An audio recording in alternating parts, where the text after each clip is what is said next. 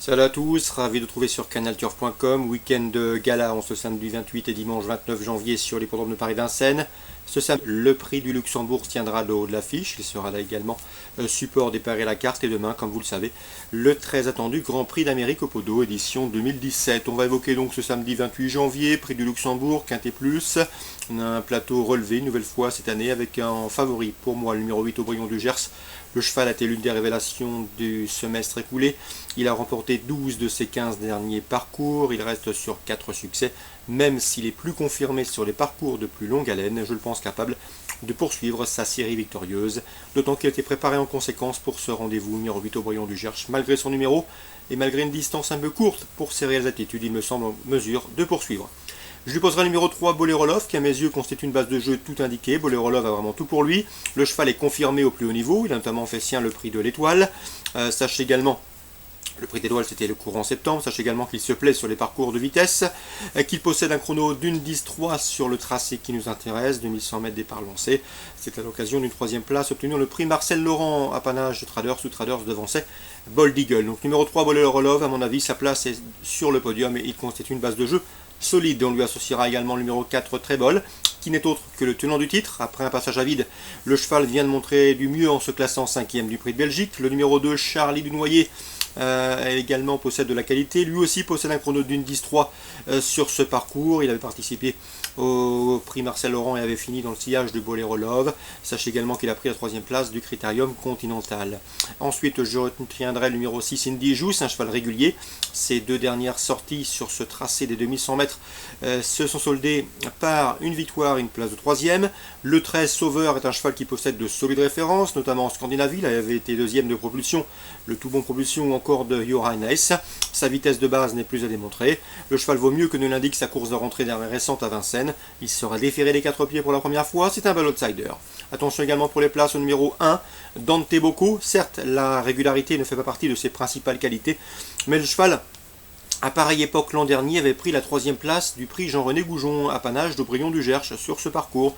Mieux vaut donc s'en méfier pour une place à belle cote. Même topo pour le numéro 5 Aveavis, qui me semble barré pour les toutes premières places. Mais le cheval est régulier, il se plaît sur les parcours de vitesse, il a un chrono d'une 10-5 sur ce parcours, et il a participé à les précédentes éditions, s'y classant 6e.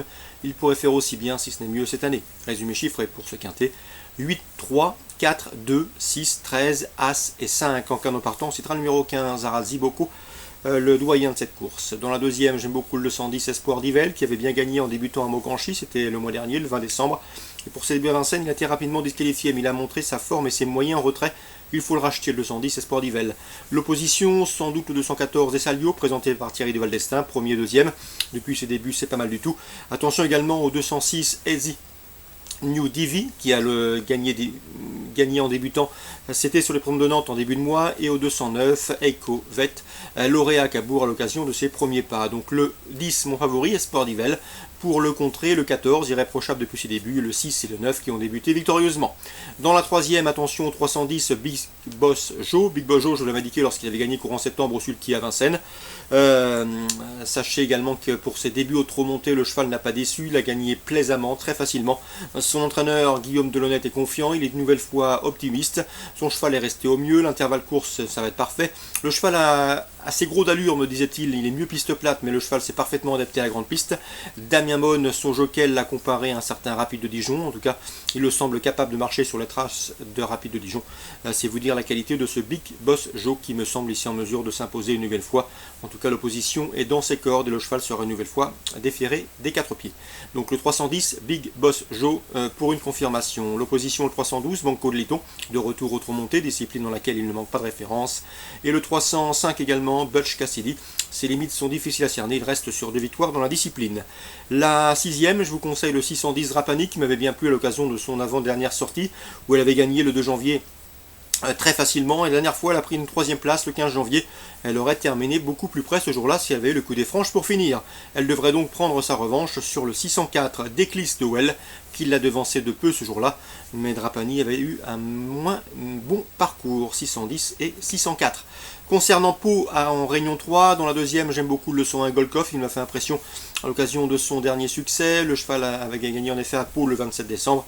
Une confirmation est ici attendue. Il devançait ce jour-là le 4 Lestran, affiché deuxième de cette course référence.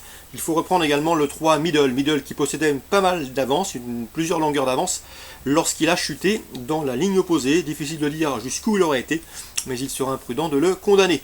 Donc le 201 Golkov pour une confirmation, on rachète le 3 et on prend le 4 pour une place dans la deuxième à Pau. Toujours à Pau, dans la sixième, le 606 Kratmat me le plaît beaucoup. C'est un cheval qui a signé des victoires en plat, 4 succès en plat, preuve de son potentiel. Et pour ses débuts sur les balais, il n'a pas déçu. Il s'est classé premier, deuxième et deuxième plus récemment sur les haies de Pau. Ici, il débute sur le steeplechase. L'opposition semble dans ses cordes. Je le pense capable de s'imposer. Le 606 Crackmatch, je lui opposerai le 607 Sisland, encourageant quatrième à l'occasion de ses débuts à Pau courant janvier. Il devra afficher des progrès et débute lui aussi sur le steeple.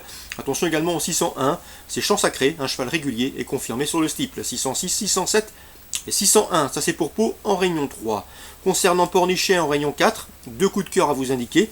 Le 401 Plenary qui certes n'a encore jamais gagné en 13 courses courues, mais il compte déjà 5 podiums, il est confirmé sur le sable, le lot semble dans ses cordes, bref, autant d'atouts qui peuvent ici lui permettre d'ouvrir son palmarès. Le en réunion 4, le 401 Plenary, je vous conseille également le 603 Tinarilou, présenté par Étienne et Grégoire Linders. Elle est régulière depuis ses débuts, quatrième en débutant en Nantes, deuxième plus récemment le 3 janvier sur le tracé qui nous intéresse, PSF Pornichet. À mon avis, son jour est proche, à l'instar du 401. Ce 603, Tinarilou, semble en mesure d'ouvrir son palmarès. Donc voilà pour les 2 coups de cœur de Pornichet, réunion 4, le 401 et le 603. Très bon jeu à tous, très bonne journée, rendez-vous demain pour une nouvelle émission. Elle concernera notamment le Grand Prix d'Amérique.